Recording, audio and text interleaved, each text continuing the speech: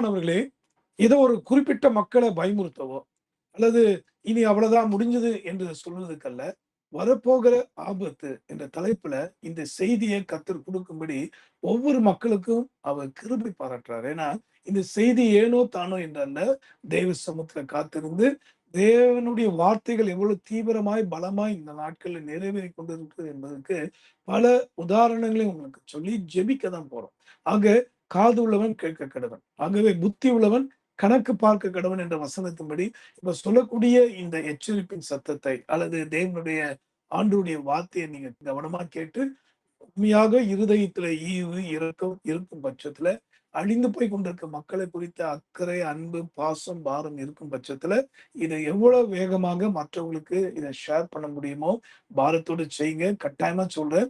கர்த்தர் அதுக்குரிய பலனையும், ஆசீர்வாதத்தையும் உங்களுக்கும், உங்க குடும்பத்துக்கும், உங்க பிள்ளைகளுக்கும் நிச்சயமாய் கொடுப்பார். ஆக வரப்போகும் ஆபத்து. இந்த தலைப்புல தான் நாம் தேவனுடைய வார்த்தையை கேட்க இருக்கிறோம்.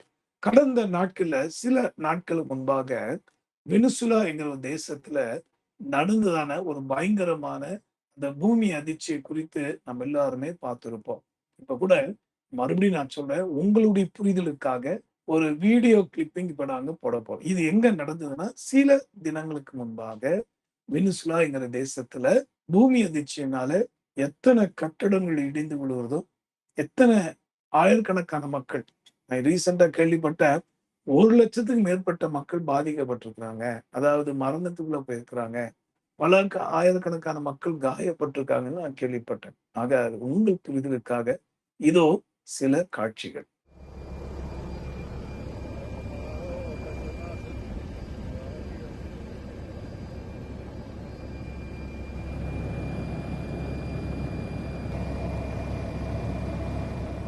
இப்ப நம்ப பார்த்து தான இந்த கொடூரமான, பயங்கரமான காரியங்கள இனி வரும் நாட்களில் அதிகமா காண்போம் தான் வேதம் சொல்லுது. உங்கள் புரிதலுக்காக மத்தேயு புஸ்தகத்துல 24ஆம் அதிகாரம் 7 மற்றும் 8ஆம் வசனத்த வாசிப்போம் கேட்போமா?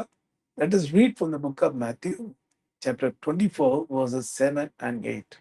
ஜனத்துக்கு விரோதமாக ஜனமும் ராஜ்யத்துக்கு விரோதமாக ராஜ்யமும் எழும்பும். பஞ்சங்களும் கொள்ளை நோய்களும் பூமி அதிர்ச்சிகளும் பல இடங்களில் உண்டாகும். இவைகள் எல்லாம் வேதனைகளுக்கு ஆரம்பம். இவை எல்லாம் வேதனைகளுக்கு ஆரம்பம்.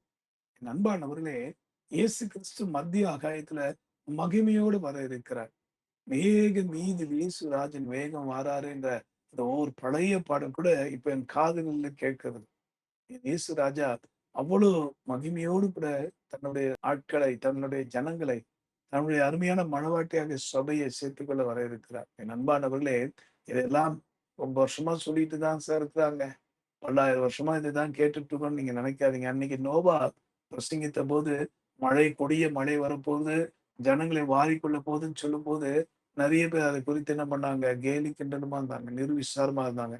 காரணம், அந்த நாட்கள்ல மழை எப்படி இருக்குன்னு அந்த ஜனங்களுக்கு தெரியாது. அதுவும் ஒரு காரணம் கூட சொல்லுவான். எதுக்கு இதை நான் சொல்லலாம்? இன்னைக்கு பூமி அதிர்ச்சியின் கொடூரங்களை ஏன் ஜப்பான் தேசத்துல எடுத்துக்கொள்ளுங்க. ஜாப்பனீஸ்னா எவ்வளவு அதிகமா பாதிக்கப்பட்டு வராங்க. இனி சுனாமிங்கிற பேரலை எவ்வளவு தேசத்தை அழித்திருக்கு. இப்படி சொல்லிக் கொண்டே இருக்கலாம். ஆக என் அன்பானவர்களை, இயேசு கிறிஸ்து முன்னுரைத்ததான அனைத்து காரியங்களும் இன்னைக்கு தீவிரமாய் நடந்து கொண்டிருக்கிறது. இது மாத்திரமல்ல, லூக்காவின் புஸ்தகத்துல 21ஆம் அதிகாரத்துல 25 மற்றும் 26ஆம் வசனத்தை வாசிக்கும் போது நான் ஒரு சில காரியங்களை உங்களுக்கு கோடிட்டு காண்பிக்க விரும்புகிறேன். வரப்போகிற ஆபத்து, இதுல இருந்து நாம் எப்படி தப்பித்துக் கொள்வது கேட்போமா? சூரியனிலும் சந்திரனிலும் நட்சத்திரங்களிலும் அடையாளங்கள் தோன்றும். பூமியின் மேலுள்ள ஜனங்களுக்கு தத்தளிப்பு இடுக்கண்ணும் உண்டாகும். சமுத்திரமும் அலைகளும் முழக்கமாயிருக்கும். வானத்தின் சத்துவங்கள் அசைக்கப்படும். ஆதலால் பூமியின் மேல் வரும் ஆபத்துகளுக்கு பயந்து எதிர்பார்த்திருக்கிறதினால் மனுஷருடைய இருதயம் சோர்ந்து போகும். வேதனைக்கு ஆரம்பம் சொல்லிட்டாரு. 2வது, மனுஷனுடைய இருதயம் சோர்ந்தது. இன்னைக்கு உலகத்துல அனித்தியமான பதவி, பட்ட ஆஸ்தி, அந்தஸ்து பின்னாக ஒரு கூட்டம் ஓடிக்கொண்டிருந்தாலும் எல்லாருடைய மனதுமே சோர்ந்து போகும் அளவுக்கு பல காரியங்கள் மாற்றம் உண்டாகும். இன்னைக்கு பாத்தீங்கன்னா உலகத்துல WMO சொல்லக்கூடிய உலகத்துல, அதாவது இந்த வானிலை நிலைமையை உலக மக்களுக்கு எடுத்துரைக்குதான் அந்த ஆர்கனைசேஷன் மூலமா ஒரு காரியத்தை சொல்லிட்டு வராங்க. அத பார்த்தீங்கன்னா, எல் நினோ அப்படின்னு சொல்லக்கூடிய ஒரு பயங்கரமான அலைக்காற்றை குறித்து அவங்க சொல்றாங்க. இதை குறித்து கூட கடந்த நாட்கள்ல தமிழ்நாட்டு சிஎம் அவர்கள் அந்த சட்டமன்றத்துல பேசினதையும், அதேபோல டாக்டர் சௌமியா அன்புமணி அவர்கள் இப்ப பார்த்தீங்கன்னா, இன்றைக்கு அதை குறித்துதான ஒரு எச்சரிப்பை சொன்னதுனால, எதிர்பாராத வறட்சி வரும். எதிர்பார்த்த மழை வராது. அதனால பல காரியங்கள் தீங்கா வரும் என்று சொல்லி, அது முதல்வரா இருந்தாலும் சரி, ஒரு சட்டமன்ற உறுப்பினரா இருந்தாலும், இன்னைக்கு படித்தவர்களும் அல்லது அதிகாரத்தில் இருக்கிறவங்க கூட ஒரு அச்சப்பட வேண்டிய ஒரு பயங்கரமான காலத்திலே வாழ்ந்து கொண்டிருக்கிறோம். இதைதான் உலகம் முழுக்க ஒரு எச்சரிப்பை அந்த WMO சொல்லக்கூடிய ஆர்கனைசேஷன் அனுப்பி கொண்டிருக்கிறாங்க. என் அன்பானவர்களே, இது ஏதோ கதை கட்டி விடுறாங்க அல்லது வேற ஏதோ இதுல அரசியல் நடத்த போறாங்கன்னு நினைக்காதீங்க. இது நேரடியாய் தேவனுடைய சத்தம். இன்னைக்கு சட்டமன்றங்களையும் கூட பார்லிமெண்ட்லயும் கூட இயேசு கிறிஸ்துவின் வசனங்களை குறித்து பேசவும், இயேசுவின் நாமத்தை மகிமைப்படுத்தும்படியான செயல்கள் நடப்பது எண்ணி கர்த்தருக்கே நாங்க துதி, கன, மகிமை செலுத்துகிறோம். என் அன்பானவர்களே, இயேசு ராஜன் மிக சீக்கிரமாய் வரப்போகிறார்.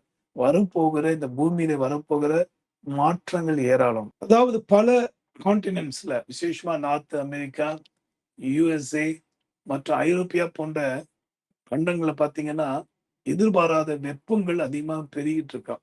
39 டிகிரி எல்லாம் போதாம். அதெல்லாம் பிரான்ஸ்ல இன்னும் கொதிக்குதுன்றாங்க. ஸ்பெயின்ல இப்படி சொல்லிட்டே இருக்கலாம்.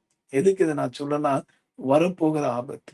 இதிலிருந்து உங்களையும் என்னையும் காப்பாற்றக்கூடியவர், நமக்கு வெயில் நேரத்துல நிழலாக வரக்கூடியவர் என் ஆண்டவராக இயேசு ஒருவரே. இது உங்கள் மனமாற்றத்துக்கான நற்செய்தியை தவிர வேற எந்த காரியமும் அல்ல. ஆகிய என் அன்பானவர்களே, எவ்வளவுதான் படித்திருந்தாலும், செல்வ செழிப்புல இருந்தாலும், ஆசி அந்தஸ்துல இருந்தாலும், எவ்வளவுதான் ஒரு பெரிய பேலஸ்ல உட்கார்ந்து அமர்ந்து கொண்டிருந்தாலும் சரி, எதுவுமே நிலையானது அல்ல.